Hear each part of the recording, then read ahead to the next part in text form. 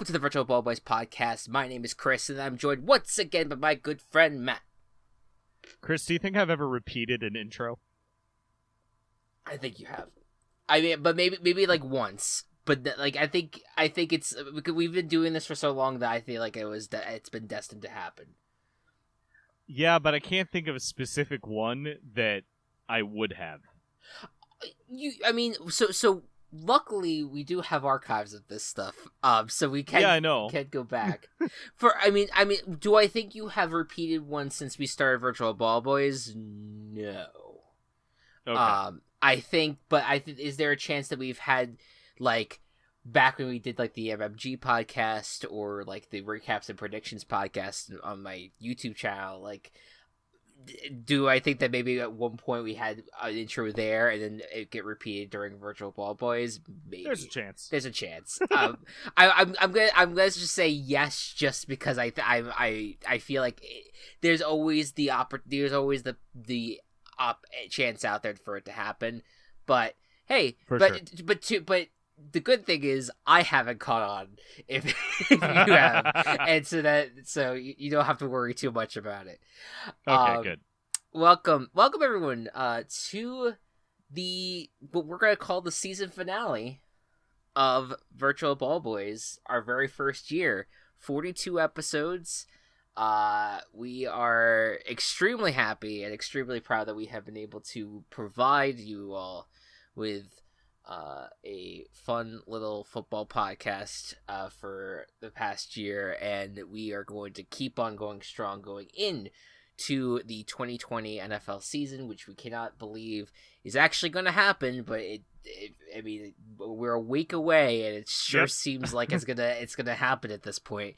So we'll talk more about what the season's gonna look like for us later on, but today we're going to be doing a little bit of a preseason game for our VBBFL, which is our tabletop football league that we've been working on for the last, what has it been, like half of this season, since March. It's been a long time coming. So we're going to be we're going to basically do a preseason game of this of the VBBFL for you guys today, and it's going to be pitting the Mansfield Weavers against the Weatherford Sheriffs. And look, I think that we could just decide right now that we're playing this thing in Kangaroo Stadium. The home of the Weatherford Sheriff. So that's where this showdown is going to be taking place. So we're going to be doing that for our mid segment, and then at the end of the podcast, this is the first time in a while that we're not going to have to worry about assigning stats. So we're going to focus our energy into some predictions, specifically what the NFL award slate's going to look like, and some bold predictions for the season. But first and foremost, we got a lot of news to cover. We'll first start off with Yannick Ngakoue, who, after months of saying that he is done with the Jaguars and does not want to return to the Jaguars, he's back on the Jaguars. Yes, he has returned to the No, he actually. Oh no! Wait. He gone. He gone. He was trade. Were you actually serious there for a second? No. Oh, okay. I got concerned. I was just like, did you not realize what happened? He's gone, and he's now in Minnesota. Vikings decided to send a 2021 second round pick and a 2022. God, I'm gonna hate saying the year like that when it gets there. The 2022, if we get there, conditional 5th round pick, sent to the Jaguars, and in return, the Vikings get Yannick Ngakoue, a big time acquisition for the Vikings. A lot of movement with the Jaguars this week. We'll talk about a few more transactions regarding the Jaguars in a bit, but your reaction, Matt, to this on the Viking side of things? My first reaction was fear. Okay. Because the Bears face the Vikings twice a season. Mm-hmm. My second reaction was, oh wait, the Vikings don't have all of the defensive players that like made them good, so they're not going to be that scary. But it's still a great pickup for the Vikings. Oh, I don't know, man. I sit here today and I look at the Vikings and their defense with Daniel Hunter and I'm trying to make myself feel a little bit better. No, I'm about to make you feel worse. Eric Hendricks and Anthony Barr is still there. You got Anthony Harris, who's holding down the secondary right now. Secondary still is young and maybe a little bit more on the inexperienced side. But you still have Harrison Smith in that secondary as well. Yeah. I look at the Vikings right now, and with this addition, I can't help but think that they're the most complete team of the NFC North. I would have to agree with you on that. You know, because the one thing that they were lacking was a pass rusher to you know, and I don't trust their run defense still, especially with what happened against the 49ers and the person that they did add in Michael Pierce opted out of the season. But still, the Vikings, it's still a huge player to get. To get it on the value that they did is pretty remarkable and excellent for them.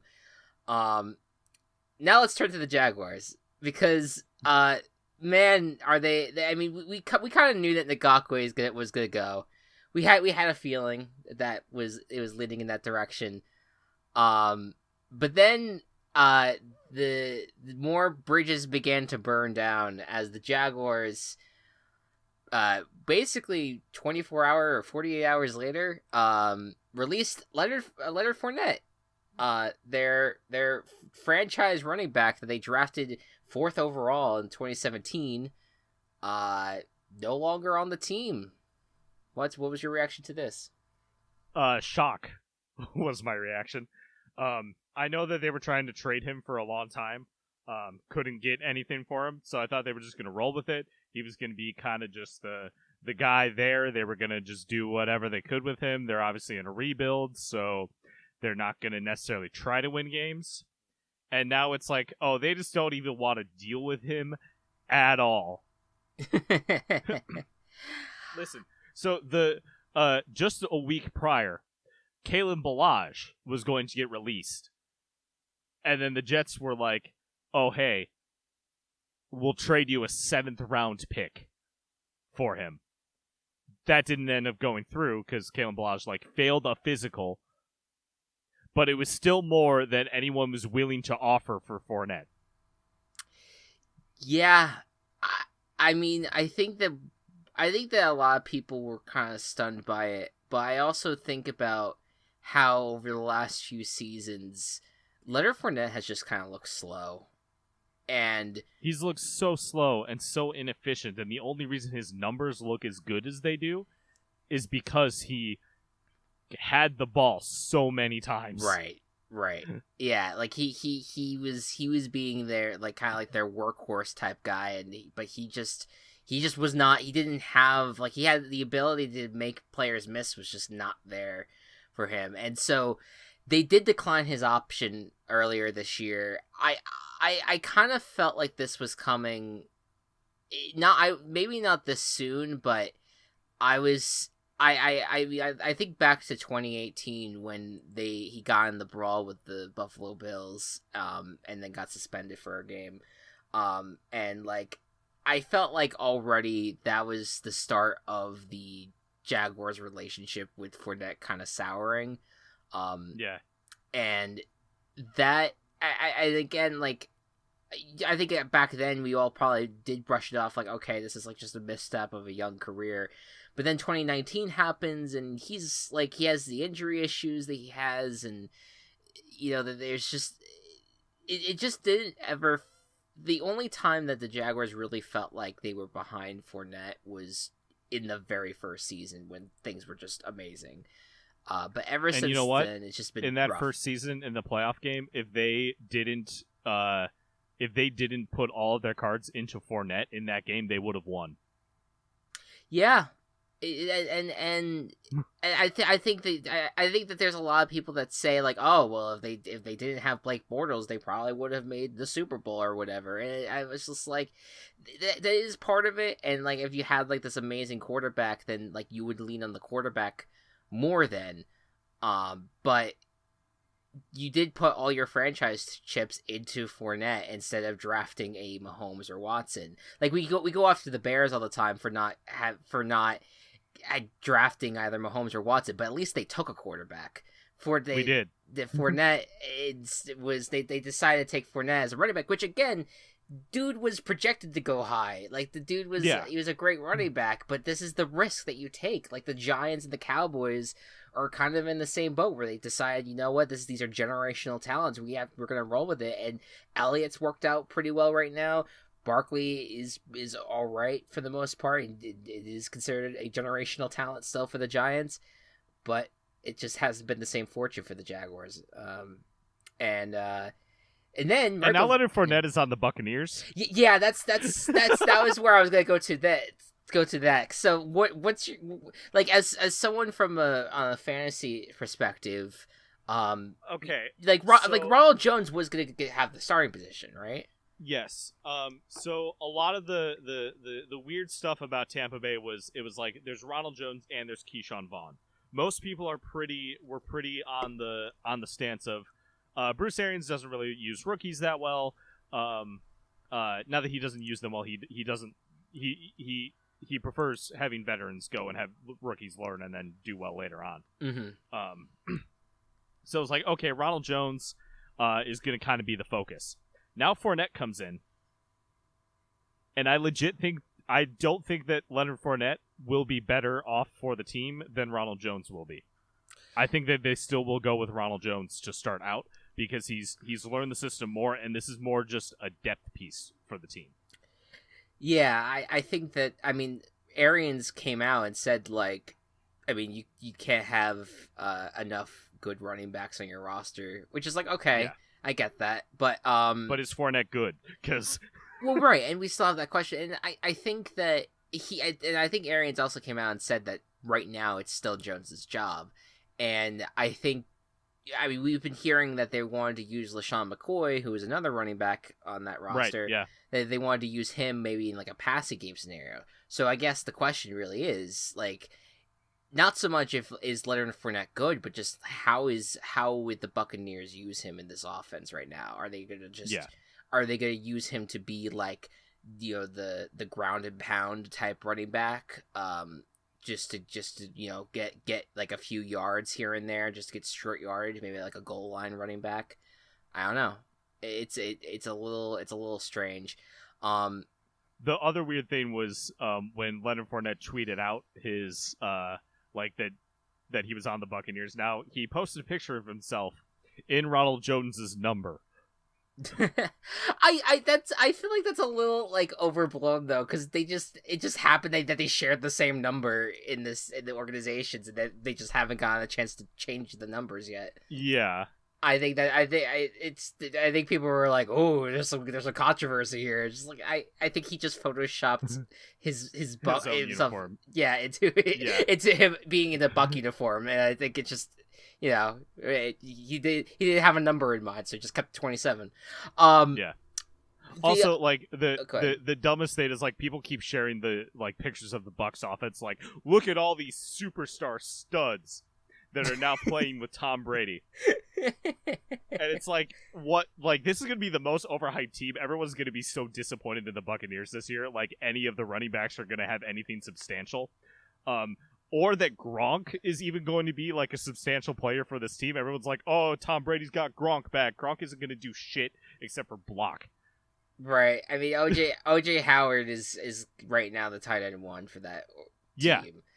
I don't think that I'm not looking at this team being like 15-1. I do think that the team's good, and I think that we will see I really like the weapons that are around Brady here compared to New England especially, but we'll see. It's a little too it's hard to really see like it is annoying to keep on seeing people like just say like giving like a slate of human beings and being like, look at how amazing this is, and it's just like, okay, I mean this is cool and all, but I don't like, we get it, like Brady's on a new team, everything's fun and exciting. It's just, if you're playing fantasy, this is going to be my hot take.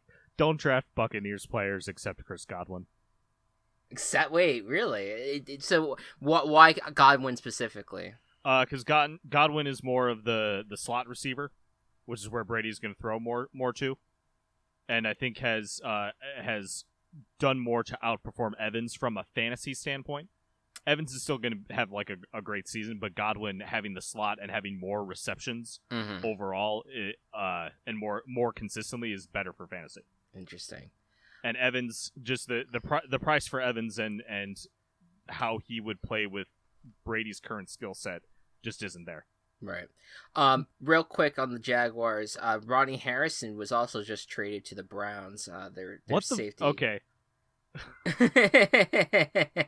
GM and head coaches are asking to be fired after this season. That's what's going on. So yeah, so that's what I wanted to just kind of bring it back to the Jaguars, because it's been a very Jaguars heavy topic, but we haven't really talked too much about the team.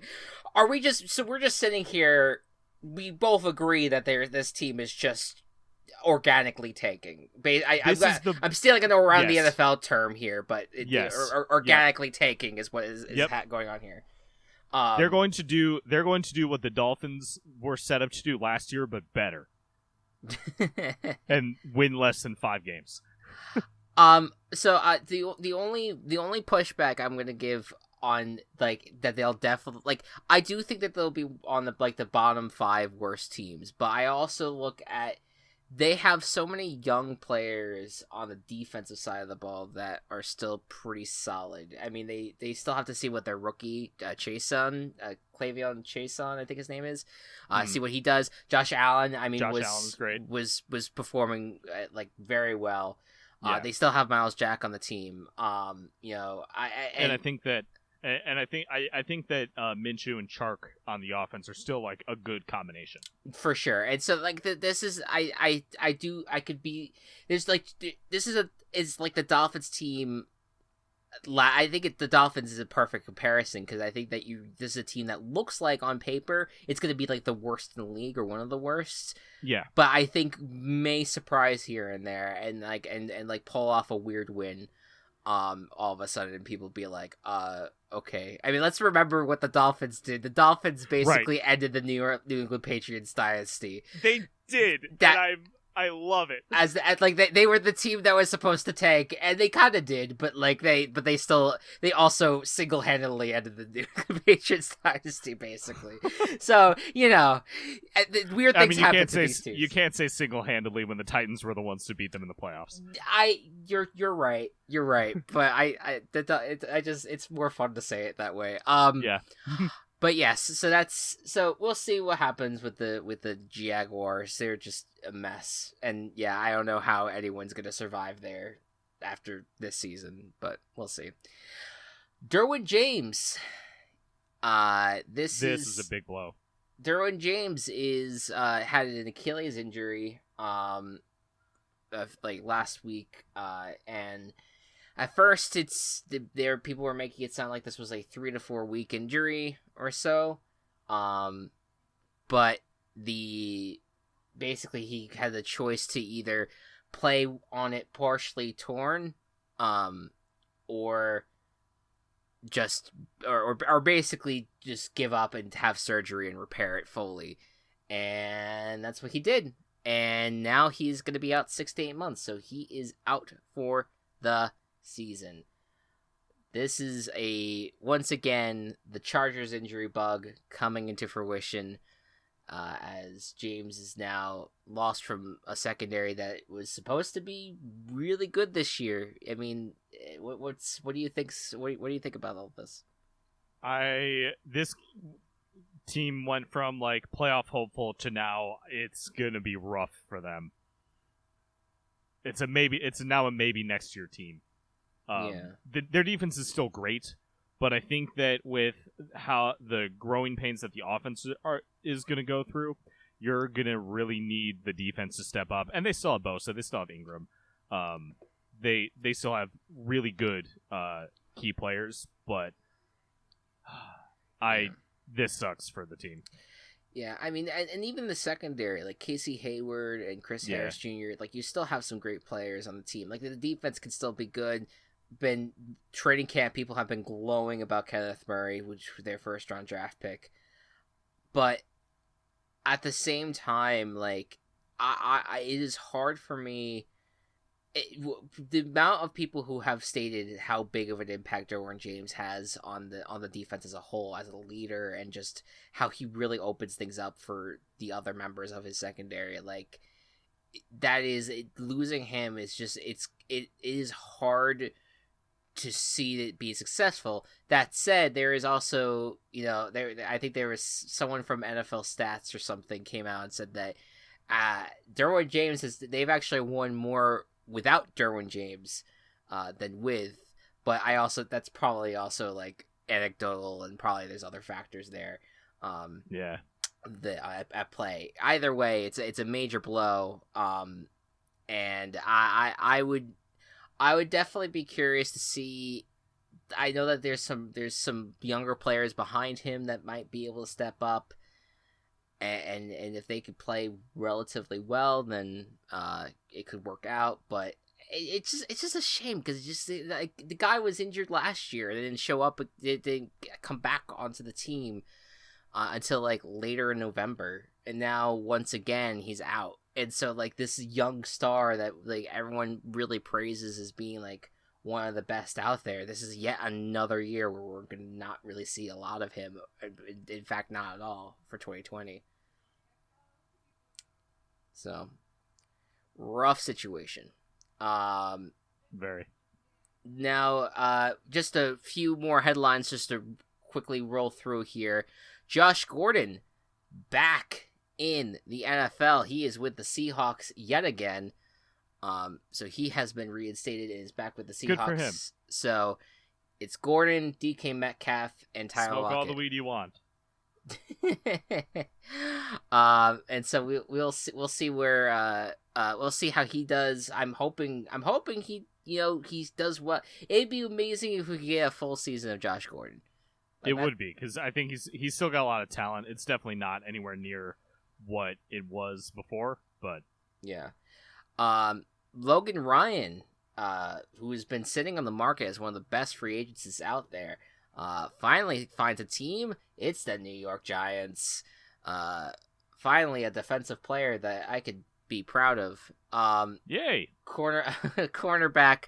The team has been desperate to find secondary players after Xavier McKinney went down with an injury. DeAndre Baker is on. What would you do if you got Clowney? Man, I don't know. I'd be really excited. I don't know. I don't think that he's even on the Giants' radar. But no. Who else are they signing right now? I who knows? I mean, look, they got Logan Ryan, and they got James Bradbury, who I did forget about. I forgot that they did sign him, and I'm like, okay, that's not the worst cornerback duo out there. I can deal with that. I just look at the rest of the defense still, and I'm like, oh, it's not that great. Yeah, so we'll see how that. Maybe that could be a good. Maybe that could be an impact for them to have like a secondary that's decent, because you do still have also Jabril Peppers, who's shown flashes of being decent. But we'll see. Mohamed Sanu has been released. No longer on the Patriots. To me, that means two things: either dude is not good, or someone is much better behind him, and I'm now scared. I think it's a combination of both. I think that he just wasn't that good last year for them. Yeah. And I think N'Keal Harry has a really nice shot here to be like a good number 2 complement to Edelman. I mean, that would be wild. I mean, I've heard other wide receiver names out there, as well. I think it was Jacoby Myers, maybe. I think that would be the other name. Myers, yeah. Like, yeah. There's there's at least one or two wide receivers I've heard, like, from beat writers saying that they look like they're showing some promise as well. So, hey, who knows, man? It's gonna get weird with the Patriots this year with the wide receiver situation. So speaking of the Patriots, kicker Steven Gostkowski, the longtime Patriots kicker, is now with the Titans. He's Good landed. for him. He's landed. I mean, I knew he was gonna get some sort of job somewhere just because of how successful he was for so long. Yeah, you would think, and it was one of the, like, it was a surprising release kind of when it happened, but like, you kind of, like, they were also like, he's had some struggles over the last year or so, especially with injuries, and I will see if he can kind of keep it together for a full season with the Titans. But yeah, I mean, he was so good for so long for the team. I think he even lasted longer than Vinatieri, who's a legendary Patriots kicker, for that team. So, yeah, just really solid overall. And that's the news, folks. And that'll be the last time we talk about news before week number 1. I'm so excited. I get to do. I'm participating in the Fantasy Footballers Megala Bowl, which is over 6,000 people in a league. How the hell does that work? It's not even.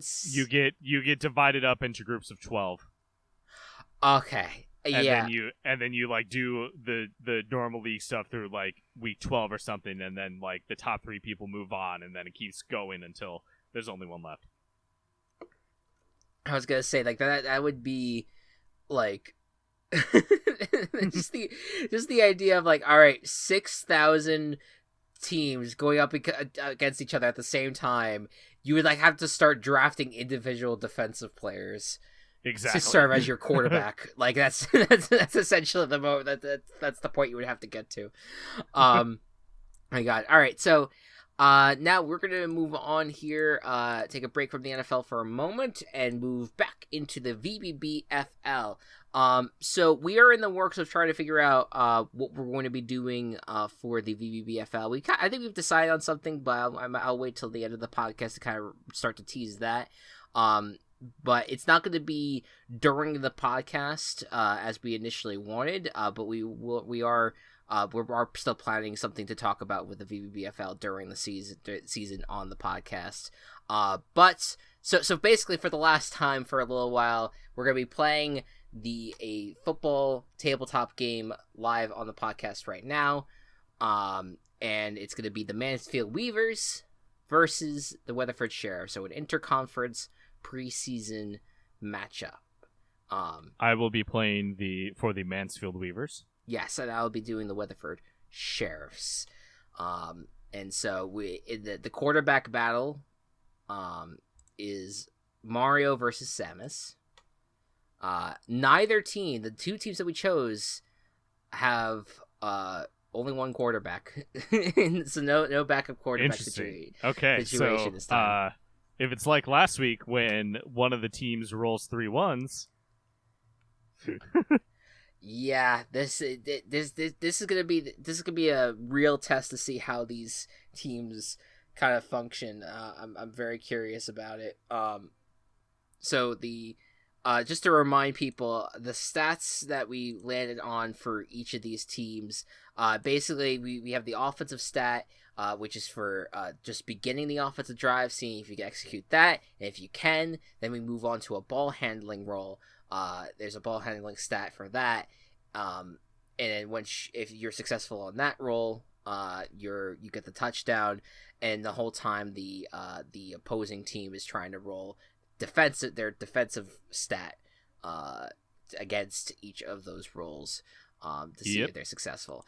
So remind me, what is the Mansfield Weavers stats? So the Mansfield Weaver stats have a -4 in offense, a -3 in ball handling, but a +7 in defense. All right, and our most defensive team. And the Weatherford Sheriffs is a 3 on offense, a 3 on ball handling, but a -6 on defense. I like that this is a more offensive team versus a more defensive team.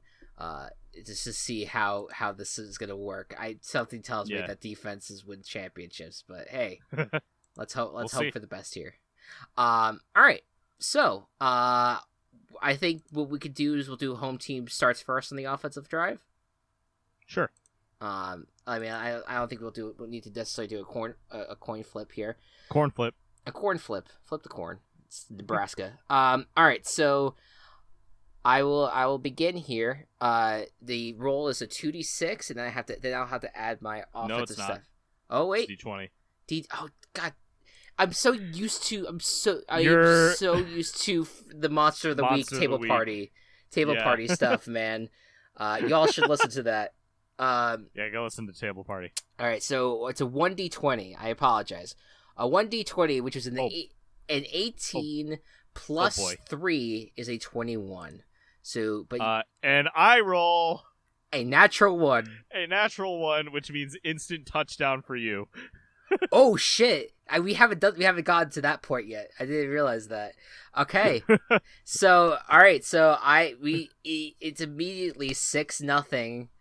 6-0 Weatherford Sheriffs.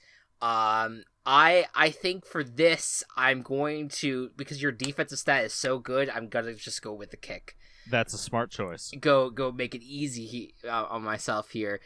So the Weatherford Sheriffs kicker, is Joker from the Persona series, and we gave him a ball handling stat of 4, and so I need to get basically a 6 or better, because I have to get above a 10 in order to get a successful kick, and that is a 15. There you go. So through the upright. In order to describe what happened here, Samus, out of the gate, just throwing off the Mansfield Weavers real quick. Samus just throws a deep ball right to Crash Bandicoot, who just spins his way all the way into the end zone, and Joker kicks it through the upgrade. It's 7-0. The crowd's going wild in Kangaroo Stadium right now. All right. Now it's time for the Yarn Boys to come up. It's time to weave the drives. Whatever the fuck that means. All right, offensively, you gotta be shitting me. Wow, that is a second natural 1. I mean, not only that, this is the second time in which we have been doing this. I got a natural 20 just now. just to you don't... I don't even need to do that, but I just rub salt in the wound even further. Okay, so if you listened to last week, you'll know that although it was on the same roll with an advantage thing, I still rolled 2 1s in a row, and I just did the same thing right now. So that is an interception. Yeah. All right. So describe what you were about to do. You're just... So Mario, overjoyed by his news today, got a little too excited and overthrew Sonic, and Defender was there. What Defender was there? Yeah, I'll say it was Jill Valentine. Jill Valentine is there, just scoops it on up, and sets it up perfectly for the next drive here for the Weatherford Sheriffs. Oh man! All right. I mean, this is the luck. I feel like I really think I feel like the Weatherford Sheriffs. I'm worried about them in terms against this team. So this is the luck I absolutely needed in this situation. So let's hope it holds up. All right, last drive of the first quarter here is the Weatherford Sheriffs starting up on offense, and that 19 plus 3, that is a 22 for the offense. That is also going to be a 22 for defense. Ooh, what happens on a tie? Did we decide that? You do a ball handling score. Just no advantage or disadvantage. It's just straight up against my new defensive roll. Okay. That's the first time we ever tied. Fuck. Natural me. 20. Fuck me. So as an automatic success. Yep. All right. So I'm not even like I shouldn't even be this like invested because it's like not my team and I'm not like winning or losing this myself. We're just simulating. Well, but we were attached to these teams because we're trying to support them as much as possible. I know. I'm just like upset that my number is not as high as your number. So that was a natural 20, but that I still have to do a ball handling roll now. With advantage? That was your ball handling roll. Oh, I see what you mean. So yeah, we go to number 2 on the. So if the offensive and defensive stat tie, if those rolls tie, it will still automatically go for the ball handling no matter what. Yeah. Okay. Yeah. I just want to clarify that. All right. Cool. Yep. So then with the natural 20, another score, 13-0. I'm rolling out Joker again. Okay. With his +4 stat to kind of solidify it, and that's a 17. So that means. That's a 14-0. So I would say that 14-0. I think this time Samus handed over to Gengar, and forgive me, my Pokemon knowledge is not great, but does Gengar like fall into the like when he like goes into like the shadows? Does he have like an ability like he like becomes like part of like the flooring almost? Yeah, that's been shown. Yeah, so he basically like falls into like a shadow and just zooms underneath the defense all the way into the end zone, nice. and then Joker comes in and kicks another ball to get to 14-0, is the score now for the Weatherford Sheriffs. I do want to point out just for like game theory of this is and it is just even though like the Chris's team is winning 14-0. The reason I failed is because of natural 1s, not and natural 20s, not because of the stats themselves. Right. Yeah. Right. Just want to make that clear. It's absolutely that's it's basically that's where the luck part of it comes in, because I think that this quarter would look much differently if you rolled a 2 instead of a 1, or if I rolled a 19, like it's just, man, just the luck is in my favor right now, but I don't want to get how it happens. It's just how it rolls. But now it's the second quarter.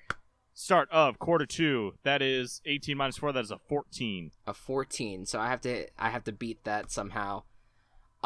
16, but that's -6, 10. That's a good for the. All right. You're good. You've passed the offensive side of it. All right. So here's my ball handling with advantage.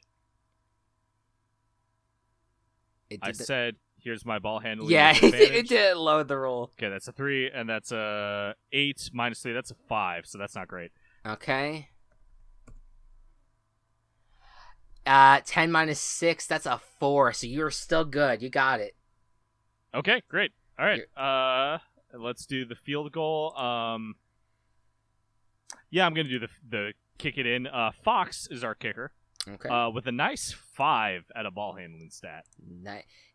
He can handle 5 balls at once. Yep. And that's a 19 total. So, all right. Let's say Mario hands it off to... You know what? Mario's going to throw it to Flappy Bird. Flappy Bird makes a nice catch. They got the pipes connection in common.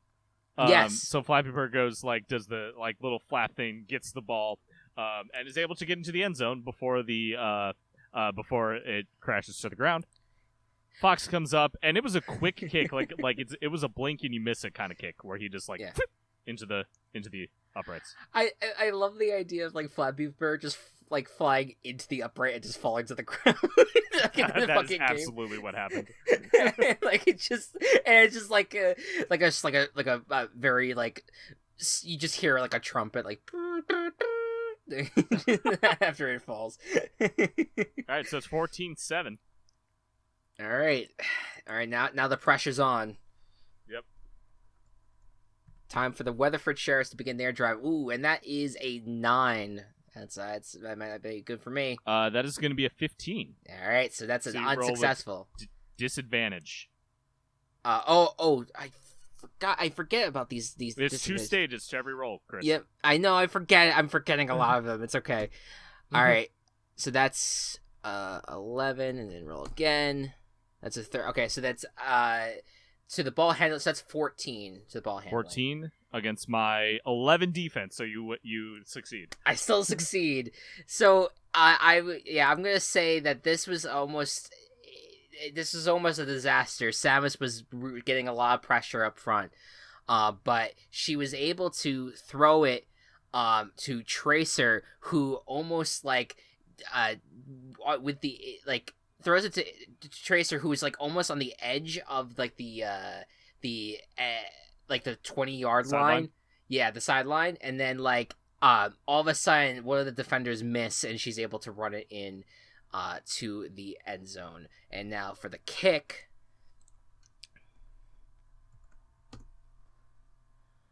That is good. 13 plus 4 is 17. So then, and Joker gets it through. It is now 21-7. All right. And last play of the half. Yep.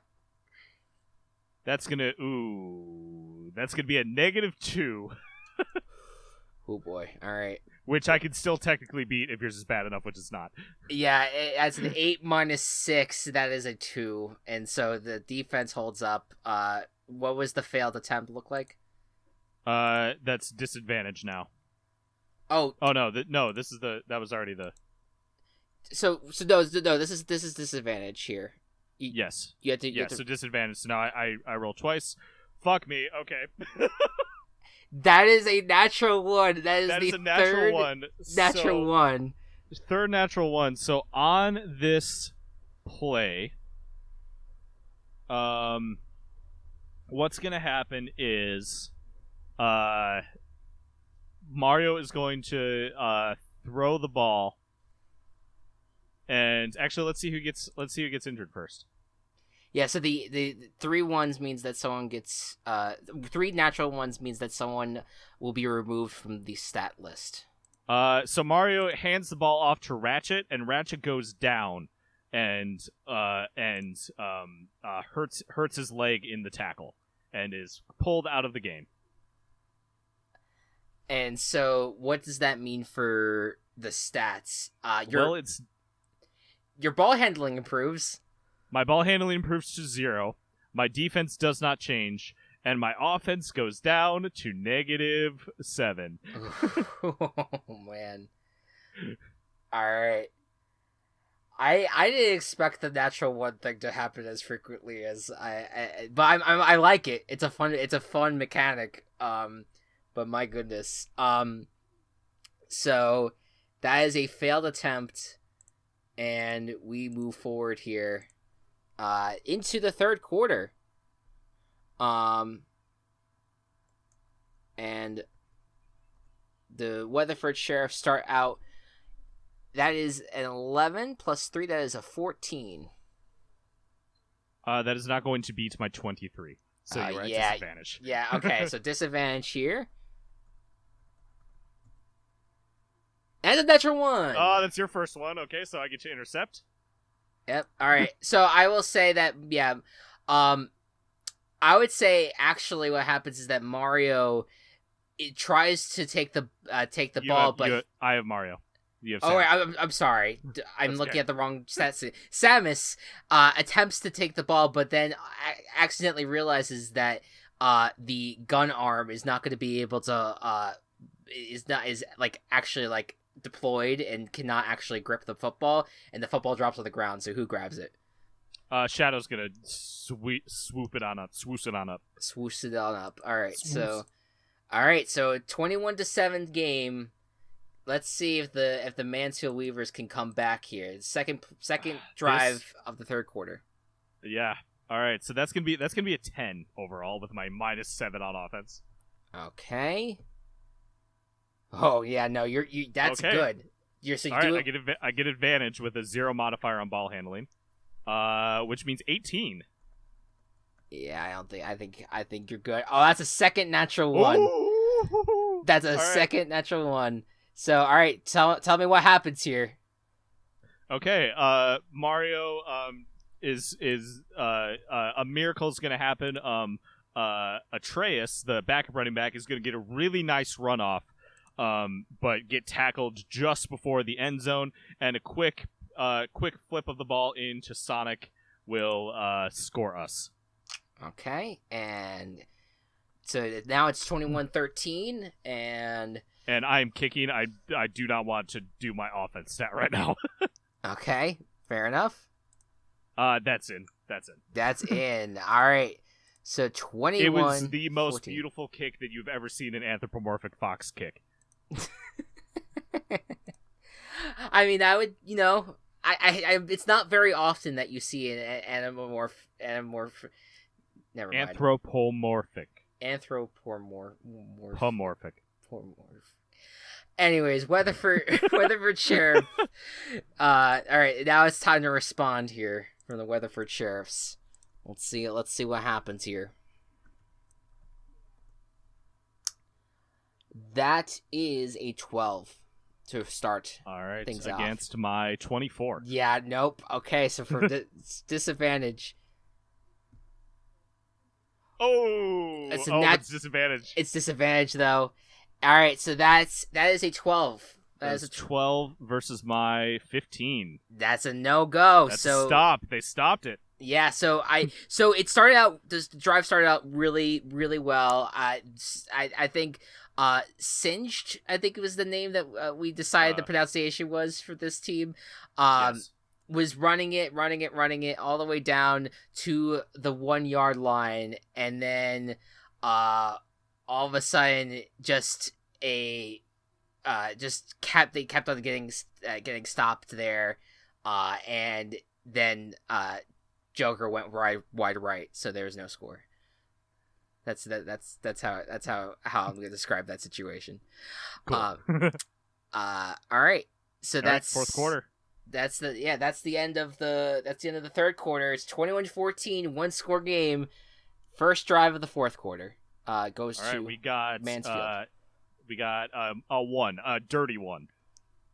A dirty one. Okay. 8 minus 7 is a 1. Oh boy. All right. I got a 0, so you good. You got through the offense. You got advantage. Okay, so that is fucking wild.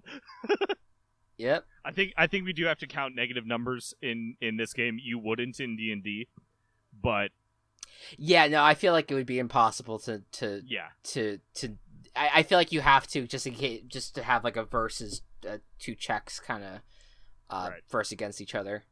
All right, so here's my natural 20. It's almost a tied 20. game. It's 21-20. Almost a tie game. Do you want to describe first how you get to the score? Yeah, let's have we actually had a flea flicker right here. Mario passed it off to Flappy Bird, who then passed it back immediately, fell down, and with Sonic speed, he was already way down the field, and Mario was able to get that throw off. Okay, perfect. All right, and now the kick. The kick? Of course, I'm not running it in. You know what? YOLO. Let's run it in. Oh, all right. Let's try. The defense score is bad enough, so yeah. I have to roll at disadvantage. Yep. Against your defensive check. Correct.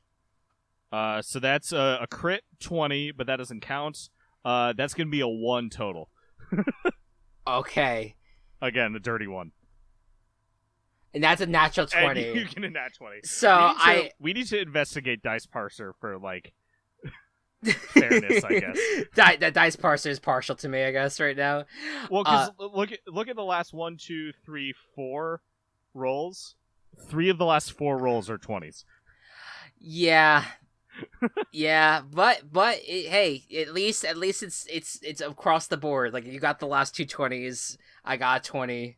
You know, at least it's not favoring necessary either way. But anyways, it's the score remains 21-20. What were you Yep. going to attempt to do here as your 2-point play? It was just going to be a quick Atreus run-in with the offensive line with Frank West, Chris Redfield, and Captain Falcon. Those are some big men that I was hoping would be able to get some separation, but Atreus could not find the right way through. Yeah, wrecking ball. Shut it down. Shut it down. All right. Yep. All right. So now the second to the last drive. The Weatherford Your Sheriffs. last chance to score. Yeah. All right. So this is now 21-20 is the score. That is a 15. Okay, versus my 19. All right. All right, so you're at disadvantage. Disadvantage. 17. Okay, so that is a 10. That's a 10 versus my 12. All right, so that's All right. That's a no go. I tried. No-go. We were trying to run the ball, run the clock out, and just poor time management ultimately resulted in a turnover on downs, and we punted it back. I guess Joker would be the punter in this instance. If we're gonna roll on the kicks. So yeah, Joker punts it back to the team, and now the final drive of the game for the win. Yep. Here we go. Touchdown wins. Yep. That's gonna be a 1 again, a dirty 1. I keep getting 8s. All right. But you're successful because that's a -3. Okay, and my 2 offensive scores after that with advantage is going to be a 7. Okay. Well, remember it's ball handling, so it is ball handling. So it's 14 then. Yeah, you're in good shape because that is 17 minus 6 is 11. On the last second, you all score and the Mansfield Weavers win the game. Tell us what happens. What's the winning play here? All right, so the offensive line crumbles. It's kind of scary. Mario's like running around, and he sees just the right opening, and it's a QB run into the end zone. Game over. Game over. So the final score for this preseason game. I'm gonna do a ceremonial kick just so that we have that on the stats. Sure. And that was a crit 20, so. Yeah, all right. So that literally the best kick that you've ever seen a Fox execute. This one was better. This one was better. This one was like just a little bit higher. Right, and it was just putting salt on the wounds of the Weatherford Sheriffs. But yes, that's a 27-21 final, with the Mansfield Weavers having some confidence going into their home openers. Going into the opening weekend for the VBBFL. So yeah, good job, man. This was a lot of fun. I think we actually I think we probably even rolled through that quicker this time. Probably. We're more used to it now. Yeah, but so just real quick before we go into NFL stuff, just a little note on the VBBFL. So I mentioned earlier about what our plans are. With how much it would take for us to get all the games in for 1 week, it would be a lot for the podcast to handle. And we were initially doing, okay, maybe we could just do a second podcast episode. Didn't really feel right to do that. So we instead, I think that we've decided that we're going to do a Twitch live stream instead. In which it will be us two plus any one of our friends, Walsh, Gabe, whoever may be available, that want to join in on us, just kind of chilling in a live stream format, and we'll play all 4 games live for an audience, and we will just do the highlights of it, like the Sports Center highlights of it on the podcast during the season. This upcoming week for the first episode of season 2, we're not going to have anything VBBFL related. VBBFL. But we'll keep you posted on when we will start the league. But we're I know we didn't want to have it start for the beginning of the season, but just time constraints could not allow that to happen. But we will get there, and we are very definitely excited.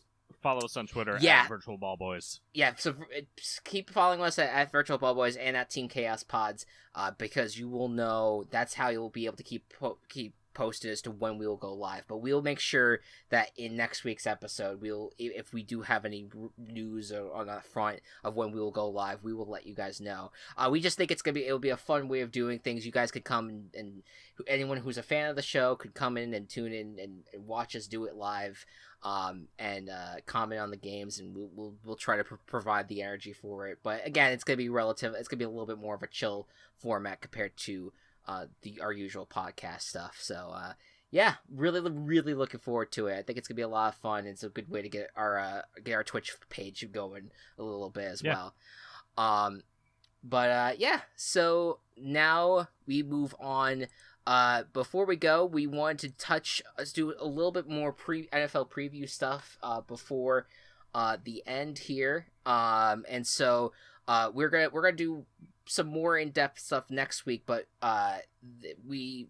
some of the things that we love to do before the season is talk about who we think is going to win the respective awards, which player is going to win what award, and then we also I enjoy doing bold predictions just to see like how crazy can we get, and let's see if we could get it right. But we're gonna start with the award picks. So right at the top, Matt, who do you have winning MVP for the season? Do we not want to do MVP last? Okay, that's fine. Okay, no, I'm fine. Do it whatever order you want to do. Yeah, that's valid though. So how about offensive player of the year? Let's start there. Offensive player of the year.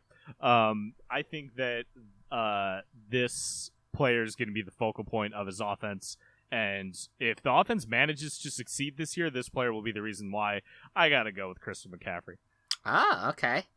All right. And noting that I do like to separate do non-quarterbacks always for Opoi.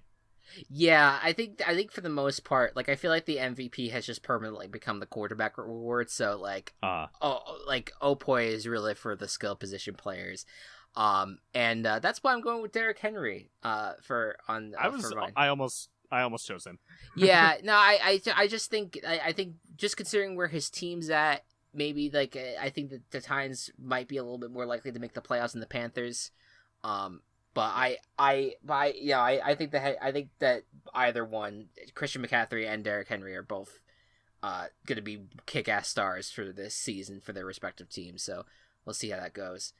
All right, what about Depoy? Defensive. For Depoy, I wanted to choose someone on a really good defense, and someone who may not necessarily be on everyone's mind for this. I'm gonna go with TJ Watt.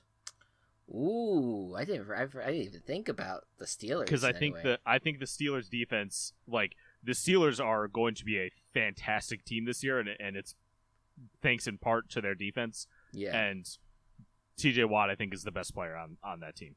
Okay, yeah, that makes a lot of sense. He was. I mean that defense was really the only reason why they were still relevant at the end of the year. So I mean, if their offense can actually step up, and TJ Watt will probably be a big reason why the team ends up being very successful. I also kind of went with someone a little under the radar, but someone who's well respected in the NFL as just a defensive veteran.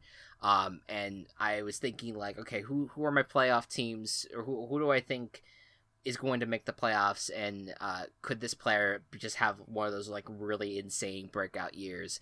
I look at Cameron Jordan of the Saints. Good choice. As being just someone that just. He's always been very good, and I think that maybe this year could just be the year that he officially like really breaks through everything that he's already set. Now let's do rookies. Rookies I think is always interesting because this is like it's so up in the air. We know nothing about these guys. Who is your offensive rookie of the year? So I am under the opinion that Josh Jacobs got robbed last year for Offensive Player of the Year. Kyler Murray deserved it, but Josh Jacobs is just an amazing talent. Sure. And I think that Joe Burrow is probably going to be the one who wins this in the end, but Clyde Edwards-Helaire exists and is on an amazing team and is going to play out of his goddamn mind this year. I'm going to do Clyde Edwards-Helaire as my offensive rookie of the year. Yeah. I mean, he's getting that under, like, he's actually, it's not even like under the radar. Like, he's like, because of Damian Williams not being there anymore, or at least for this season, like, it makes so much sense for him to just have this breakout insane year. Especially since, and this has been talked about so often, but the Chiefs were basically like, "Hey Patrick, who do you want to draft?" He was like, "Clyde," and then so they drafted Clyde. Yeah, no, he's just gonna be, he's just another weapon that they're gonna use to torture NFL teams. Like, it's good, It's great. I was in the same mindset that I feel like it was gonna be a running back, and Hilaire is absolutely, I think, would get it, would definitely be the one to get it. But I wanted to get a little bit sneaky here. I thought about the teams that, like, if there is a team that's gonna break out this year and surprise folks, it's going to be the Colts, and I think that Jonathan Taylor is going to be one of the reasons why this team ends up being so successful. I think I got to see Jonathan Taylor in person, and I can tell you how insane of a running back he is, and I think that he's not being talked about enough as to why this Colts offense is going to work out as well as I expect it to go. So Taylor, I think is going to end up being the Roy here. I like Taylor a lot. Yeah. What about D-Roy?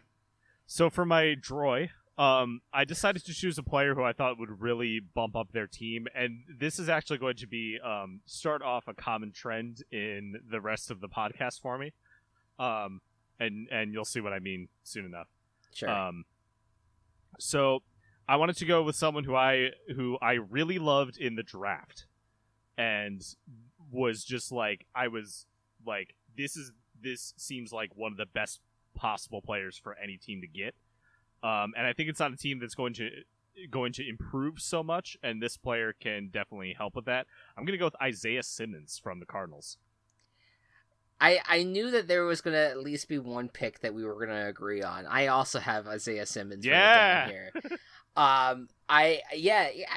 Dude's just like, I feel like that there was like some hesitancy with him because they were like, what kind of player is he gonna be? And like, to me, I always found that to be so strange. Is like, if he's good, who cares where you put him? Like, he's gonna improve a defense so much based off of the talent that he has.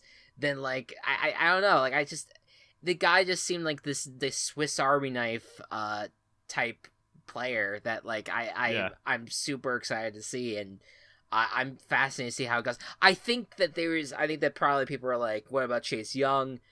My only thing is, I feel like Chase Young's going to be on a team that's going to be so bad this year that I just don't expect him to get the spotlight. Right. Part of the reason why Nick Bosa won last year was just because the defense itself was also so good, the rest of the team. Yeah. Chase Young doesn't have that luxury. Yeah. So it's I think that's why I'm leaning more towards Simmons, and not to say that the Cardinals are a guaranteed playoff team, but I think that we'll have an opportunity to be more in the spotlight in this situation than with Washington. So what about comeback player of the year? Okay, so you mentioned something about us maybe having the same pick. I think we also may have the same pick for this one just because of how much we've been talking about this player. Sure. Cam Newton had such a bad year last year, and he just got named the starter. He's in an amazing position. I don't think there's been no reports about him being injured at all. He's a great fucking football player, and I think that his success this year and Patriots' general success will boost him up to this award. You'll be surprised. I did not pick the same one, but okay. I didn't even think about Cam for whatever reason. I completely, like, that storyline to me just kind of fell under the radar when I was making these comeback picks. I'm thinking of this really interesting, weird scenario where if Washington doesn't have a good time with Dwayne Haskins and they decided to bench him, and I mean, Kyle Allen, he's there, he exists, I understand that. But imagine if Alex Smith came in as the quarterback for this team, and even if he played relatively all right, nothing great, I think that there's gonna be people out there who are gonna want to give him this award just because where he was with this injury and now how it nearly killed him. I think people are drooling over the idea of giving Alex Smith the Comeback Player of the Year award just because of the award, just because of the situation. I feel like the only way that's going to happen is if he starts a game or plays in a game, or plays in multiple games. And I even count. Yeah, I don't even I feel like people are gonna want to give it to him even if he doesn't play necessarily that amazing. So I feel like that's just kind of where it's gonna go with Alex Smith. The fact that he was able to come back at all is such a big deal. No, it is. I'm not trying to undermine that element of it. It's amazing to me that many people are like, oh my god, he's Comeback Player of the Year. Where I'm like, yeah. Are we even sure he's even gonna make the field at this point? But I'm just gonna go in that direction because why not? It'd be interesting. Yeah. And last but not least, Coach of the Year. So I said a trend was starting. I am expecting a ton from the Arizona Cardinals this year. Their offense improved a lot. Their defense actually seems solid once you add Simmons. And I think that we're going to see some really cool stuff from an upgraded Kyler Murray. And Cliff Kingsbury is going to be at the head of that. So I picked Cliff as my Coach of the Year. All right. I agree in a lot of ways. I went with someone that I think that many people have been saying for quite a few years now, at least since he's been the head coach of this team. How good of a coach he is, and I think that his hard work of trying to get this team back on his feet is finally going to come to fruition. I'm going with Sean McDermott of the Bills. Good shit. I like that a lot. Just because it's this is a team that was led by Rex Ryan and into the abyss, and he's now bounced back, and this team looks like it's gonna win its division right now. I don't know. It's gonna be interesting for sure. But now all really good picks across the board. Oh, and I forgot. Now MVP. Let's go back. Let's bring everyone back. Who do you have as MVP? So this guy was a candidate last year, and the way that I feel about this team is maybe a little too optimistic, but I still see it succeeding really well. If they make it the entirety of the season injury free, this team is gonna. I feel it is gonna be near unstoppable mostly because this guy is at the helm. It's Russell Wilson. This was not what I was expecting to agree with you on, but this is it, right? I also have Russell Wilson on here. I think the big thing with the Seahawks is their lack of pass rush, and I think that might hinder them. But that has, despite that, they still have one of the best linebacking cores out there. They now look like they have the best secondary in the league. They have a plethora. Adams is insane. They have a plethora of weapons. And I'm not, again, I've said before, I'm not the biggest fan of their backfield, but they do always run the ball, and they're always usually successful with it for at least the start of the game. Chris Carson will be successful running. Yeah, this year. And then the offensive line is always a question, but it seems like it's gonna be all right now. Yeah, man. And you have a great duo of receivers in Tyler Lockett and DK Metcalf. Yeah. This is Russ's time to shine. I really think that this is a season where I think we're gonna really see this Seahawks team try to climb back to it being one of the best, if not the best NFC team. They definitely, again, still have issues, and definitely need to stay healthy. But I'm also very high on the Seahawks and very high on Russell Wilson. So that's my MVP pick as well. Excellent. All right. Bold predictions. Yeah, this is fun. So this is just things that we think will happen. may not necessarily happen, but could be fun. Yeah. I'll kick things off. Okay. One division will have four playoff teams. You son of a gun! That's my bold prediction too. That was one of your bold predictions too. Yes. That's all right. Well, just because I mean, this is the first year that we've had a 7th seed for the playoffs, and so why not? Let's have some fun. Let's go crazy and have one of these divisions just become like the owners of a conference. So yeah. Which one would you think would do it? Because mine is NFC West.